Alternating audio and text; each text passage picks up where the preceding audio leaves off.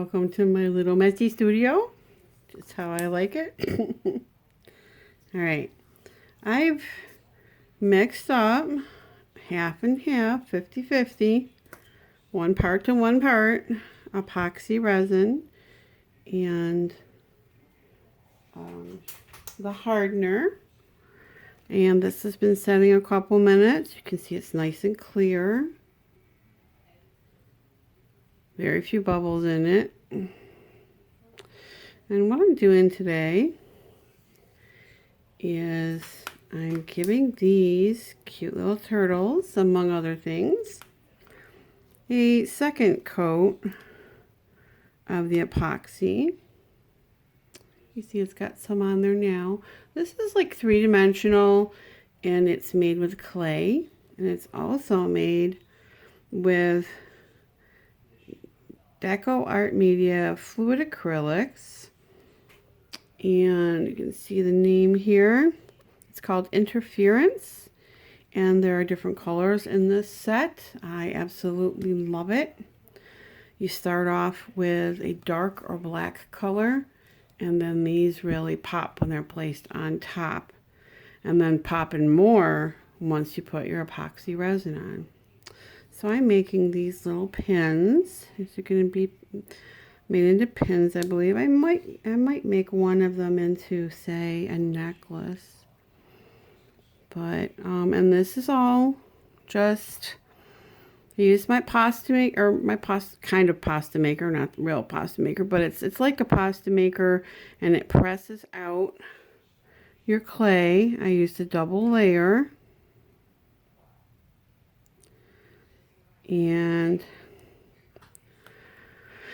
made my little shapes and added little eyeballs, etc. And I want to get this as thin as possible and evenly spread. This is self-doming. And this epoxy comes from Lowe's. It's a two-part epoxy resin, and it's called, let's see if I find it in here, Glaze Coat. Really good. And if you ask them, they're only going to show you teeny tiny little tubes of epoxy resin, two-part. Don't go there. You go into the aisles that have, let's say, use a different thing here. You go into the other aisles where you would be doing or finishing off, say, countertops, etc. And you will find medium sizes and a large, which I showed you, half gallon and half gallon. 1 gallon package. Lately I've been trying to buy the 1 gallon package because I go through so much of this that it's silly to be buying. Where's my wipe? My cloth wipe here. It's silly to be buying all of this when repeatedly. I mean, it doesn't really save you money buying the larger, but if you're like me and you're using a lot of resin for artwork or for coasters or for bracelets, that's gonna be probably your go-to size. If you're really prolific, if you're just doing this like once a week or once a month, which is fine. I mean, anything to get away from stuff, right? Then that's great. And the smaller ones are great. I do not go to the art stores to buy it because it is just as good. It is beautifully clear, as you can see. You see these little bits up here. And It dries in 12 hours, so I do this in the morning or the evening. For the most part, it dries, you know. It's better to cure it 24 hours to 48 hours, but it's touchable usually within the 12 hours. So that little guy looks pretty good. And I got extra on my finger. Trying not to have extra runoff. I did try using my cutouts. Like, this is a cutout I use for clay sometimes, and I put this on here like that and had them dry, but occasionally it will leak down, and then you got to clean off your cutout, so not really a good idea. So I'm trying to keep this very much on top, wipe it off underneath if I need to. If I put a little too much on, usually you can tell right away and just get it wiped off, so that you're not sticking to your surface. There we go. That's pretty.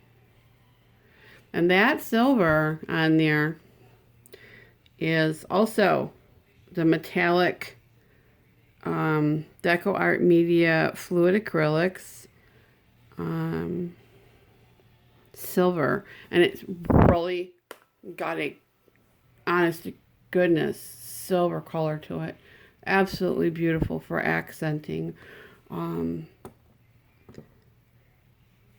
particularly if you're not putting actual silver wire on, or even if you are, if you're using other things, other elements, if you're maybe making a necklace or something, then trying to keep my work surface clean. And of course, this is still resting, and it will be usable for 15 to 20 minutes usually. Doing the top of this one, he needs a little patch up on the under part, but we're not doing that right now. We're just trying to get the top with a nicer coat. So I wanted a little more of a doming effect on here than the one coat. Again, I'm trying not to get so much that it goes over. Yeah, that one might go over. Shame on me. But like I said, once you use these colors, and you can see how they shimmer, and they're very deep and beautiful, rich colors.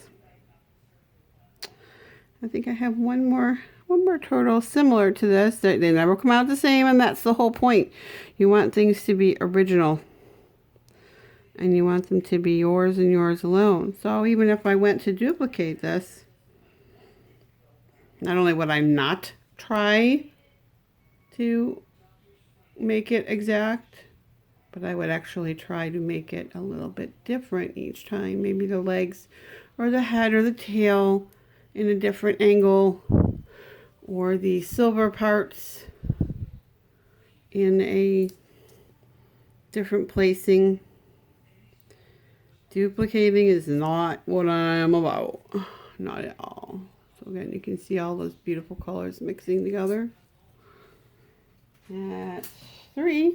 And I have 4 of these that I made at one time so that I would get similar colors and similar shaping. I'm really happy with these. They are adorable.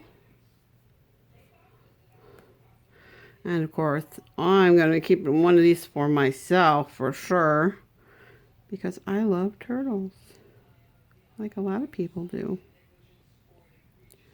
So I got the TV in the background here, but that's okay. And I'm not covering these. I'm in a room that's specifically made for my art. I have dogs, as you can hear, but they are hardly ever in here. And I don't have a lot of problem with dust.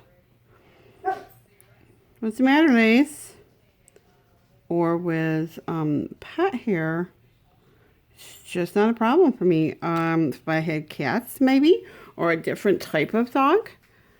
I have a Springer. And she does shed, but it's not that fine stuff that poofs out into the air and floats around. And I have a Chihuahua. And yes, they're quite endearing if they're your own. A nuisance to everybody else, but extremely loyal, both of them.